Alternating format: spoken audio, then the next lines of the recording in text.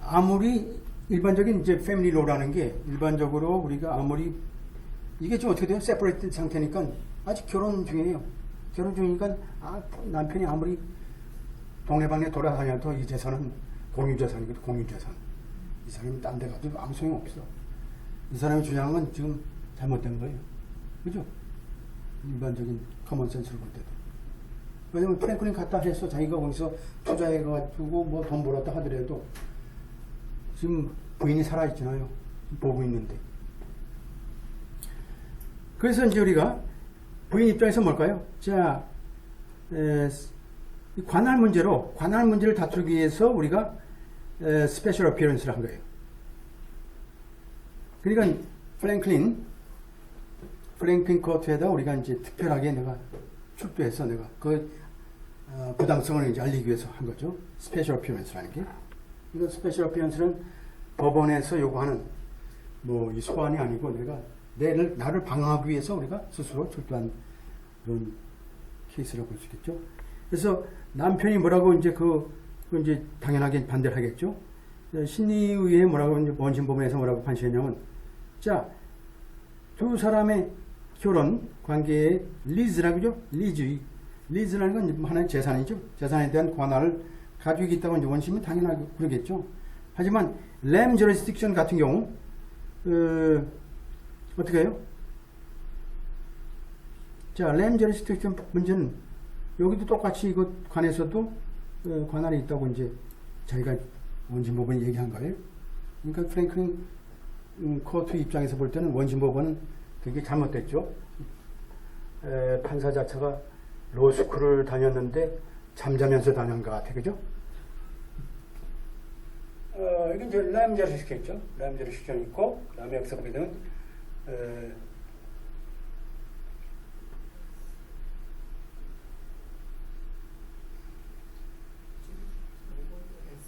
여기 있죠? 여기 있죠.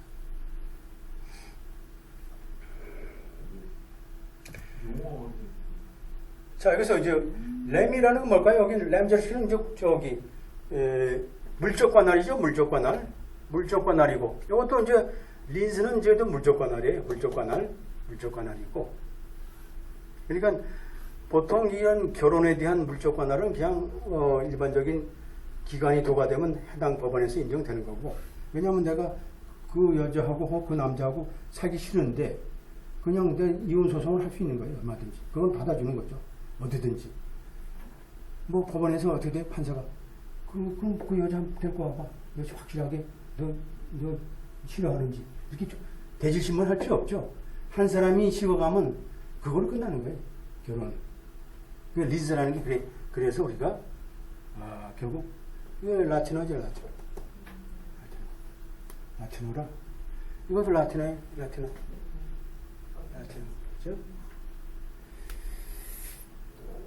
자, 그래서 우리가 We grant Mrs. Daniel's application for interlocutory appeal. 그러니까 미국이라는 게 이제 보게 되면 interlocutory appeal. 자, 하나는 인정하더라도 하나는 인정한다 그러면 요 부분만에 대해서 우리가 상급법원에 우리가 고등법원이죠. 고등법원에 우리가 심리를 요청할 수 있는 거예요. interlocutory appeal 할 수 있는 거죠. 우리 같은 경우는 이게 안 되고 전부 이거 패소하든지 승소하든지 판결만 가지고 고등법원에 다시 가야 되는데 미국은 그게 아니고 요거는 내가 억셉트 하는데 요거 안 된다, 요거는 아니다 그러면 요거만 가지고 올라가면 돼. 그러니까 얘네들은 아주 소송 경제적이죠. 그런 부분이 있어요. 그러니까 이제 여기서 보면 이제 항소에서 뭐라고 주장하냐면, 자, 원심법원 입장에서 자, 자신에 대해서 우리가 인적 관할이 있다고 우리가 판결한 것은 잘못됐다는 거죠. 하지만 원심법원은 본인에 대해서죠. 부인이죠. 다니엘 부인에 대해서 내가 인적 관할이 있다라고 이제 판결은 한 적이 없다는 얘기죠. 그리고 뭐라고 판결했냐면 결혼에 대한 그죠? 결혼에 대한 물적 관할이 있다라고 그런 거죠. 이 결혼에 대한 물적 관할은 결국은 이혼이죠. 그리고 뭐라고 판결했냐면 우리들은 결혼의 재산에 대해서 프랭클린에 있는 그 결혼 재산에 대한 우리가 관할을 있다고 인정한 거죠. 이것이 이러한 판결 내용이 맞다 그러면 원심법원은 사실상 미시스 다니엘 부인에 대해서 우리가 인적 관할에 대한 행사할 필요가 없는 거죠. 행사할 필요가 없지. 이미 그거 있다 그러면 전제가 됐다 그러면 아무 할 필요가 없는 거죠.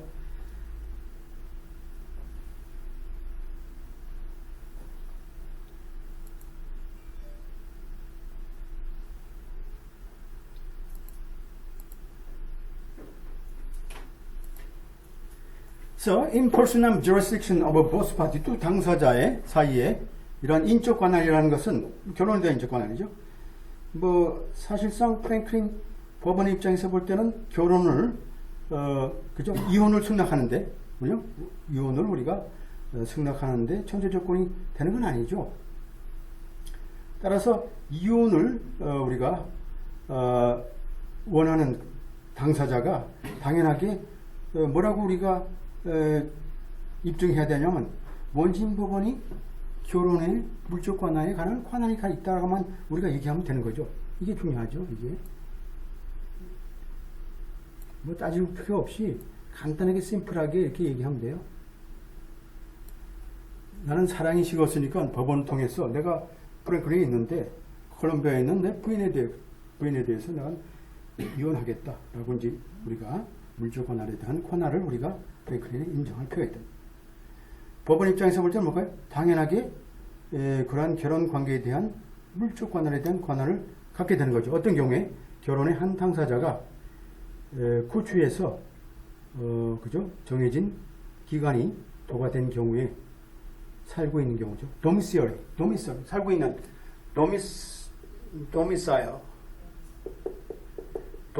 도미사일이라는데 도미사일이라는 것은 우리가 이제 연방 절차법에 보게 되면 정규지, 내가 더 이상 여기가 완전히 이제 자기의 원적이 거기에 사는 거죠. 어디 뭐 주에 왔다 갔다 하더라도 내가 결국은 내 살 곳은 여기다라고 이제 하는 거죠. 여기다. 도미사일 하는 거죠. 그러니까 여기 기본이에요. 내가 여기가 사는 곳이 아니다. 내 고향 원적지가 아니다. 그러면 이게 해당이 없죠. 내가 살려고 하는 의도가 여기 포함되는 인텐트가 포함돼야 돼요. 여기 내가 여기는 계속 정주를 하고 할 것이다라는 사실이 여기 포함된 게 이제 도미실러리라는 의미가 여기에 내포되어 있죠. 그래서 프랭클린에서 뭘까요? 보통 6개월 정도만 도과되면 우리가 이러한 소송을 제기할 수 있는 권한이 생긴 거죠. 그래서 미국 연방 대법원에서는 뭐라고 했냐면, 자, 모든 주에서 이런 도미실러리에 대한 그런 그죠? 문제를 다룸에 있어서 그죠? 결혼에 대한 그죠? 제도에 대한 커다란 이익을 당연하게 우리 연방 대법원이 갖고 있어야 되는 거죠. 따라서 각각의 그 국경에서 우리가 배우자들의 거기에 살고 있는 배우자들의 결혼의 지위를 우리가 변경할 수 있다. 비록 다른 스파소가 없다 하더라도 뭘까요? 당연하게 윌리엄스 노스캐롤라이나 케이스인데 당연하게 그죠. 뭐 사랑이 식었는데 우리가 이런 것은 아무리 사랑이 그러다 하더라도 식었다 그러면 뭘까요? 하나의 물건에 불과하다. 그러니까 상대방 관련 없다 하더라도 우리는 얼마든지 소송을 제기해서 이혼을 할 수 있다는 그런 뜻이죠. 그래서 윌리엄 노스캐롤라이나 캘로나의 케이스에. 그래서 미스 테니어 부인의 프랭클린 롱암 스태튜트. 프랭클린 롱암 스태튜트. 롱암 스태튜트라는 게 이제 그거죠. 롱암 스태튜. 프랭클린 롱암 스태튜라는 게 롱암이죠. 그 콜롬비아에 이렇게 리치 아웃. 이 사람 잡아서 이렇게 여기 주에다가 내가 소를 제기할 수 있도록 일로 와. 이렇게 이런 식으로 또 롱암 스태츄죠. 롱암 스태츄. 이런 연방 대법원의 법률이 있어요. 이게 연방 소송법에 보면 돼 있어요. 롱암 스태츄라는 게. 여기 보게 되면 미스 데니 입장에서 볼 때는 롱암 스태츄를 우리가 신뢰한 것이 잘못됐다라는 거죠. 그런 뜻이 아니라는 뜻이죠. 롱암 스태츄를 우리가 하려고 그러면 뭘까요? 기본적으로 미니멈 컨택트가 있어야 되고 이런 스트림 오브 커머스도 있어야 되고 아까 얘기했던 뭘까요? The most significant 그죠? 그죠? important relationship 있어야 되겠죠? relationship 있어야 돼.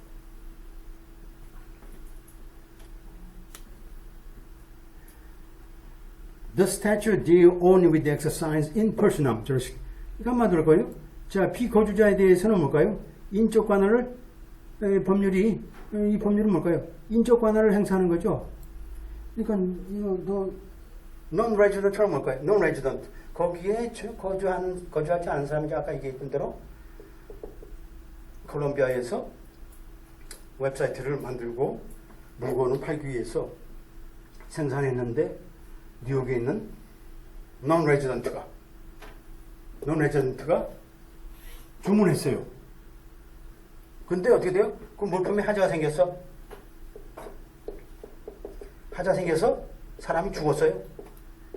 그래서 프로덕트 라이빌리티라는 건 뭘까요? 이 제품의 그죠? 제조물 그죠? 책임법이죠. 제조물 책임법에 따라서 strict liability, strict 엄격 책임이죠. strict liability, 엄격 책임에 따라서 무조건 요건 뭐 캘리포니아에 있는 non-resident를 자 롱암 일로 와 뉴욕으로 와 해가지고 불러들이는 게 이 롱암 스테이지. 일로 와, 너 일로 와. 너 그 제품 잘못 만들었어. 돈 버는 거 중요하지만 안전 이런 게 중요하죠. 그러니까 뭐 롱암 스태츄라는 건 뭘까요? 모든 케이스에 적용되지 않는다는 뜻이죠. 그러니까 피고가 우리가 피거주자인 모든 내용에 적용되지 않는다. 왜냐하면 이 커넥션이 다 있어야 되거든. 미니멈 컨택트가 언제 적용돼요? 여기 나오잖아요. 언제 적용되느냐? 어떤 경우에요? 자, 이러한 인적 관할이 자 여기서 보게 되면 non-resident죠. non-resident 비거주자 뉴욕이죠. 여기서 얘기하는 뉴욕의 비거주자에 대한 인적 관할이 요구되는 경우. 이 지금 이런 케이스 제가 예를 들어서 얘기했던 그런 케이스죠. 하지만 프랭클린 우리가 판례법을 보게 되면 뭐라고 이제 판시하고 있냐면 오랫동안 인적 관할이라는 것은 우리가 이러한 결혼의 관계를 종결시키는데 요구되지 않는다는 얘기죠. 결혼은 뭘까요? 뭐 이혼이든 관계없죠. 왜냐하면 이게 결혼이라는 건 아까 얘기한 대로 리즈라 그랬죠. 리즈. 물적 관할이기 때문에 인적 관할하고 관계없는 거죠. 그 무슨 뜻이냐면 이혼시키는데 뭘까요? 상대방 non-resident인 사람한테 부인을 오라 그럴 필요 없잖아요. 야, 당신 와서 사랑을 확인할 필요 없는 거잖아요. 그죠? 사랑을 꼭 확인하고 싶어요? 아니죠. 한 사람이 사랑이 식었으면 끝이에요. 돌아섰으면 고무신을 어떻게 해요? 바꾸시는 디버션을 하게 되면 끝이죠. 자, 뭐 이것은 뭘까요? 여기선 무효도 마찬가지고. 자, 그래서 원고 자체가 프랭클린에 최소한 6개월 정도 거주했다 그러면 원심 법원에는 당연하게 결혼 관계에 대한 관할이 행사할 수 있다라는 거죠. 행사할 수 있다. 그러니까 부인 입장에서 뭐라고 또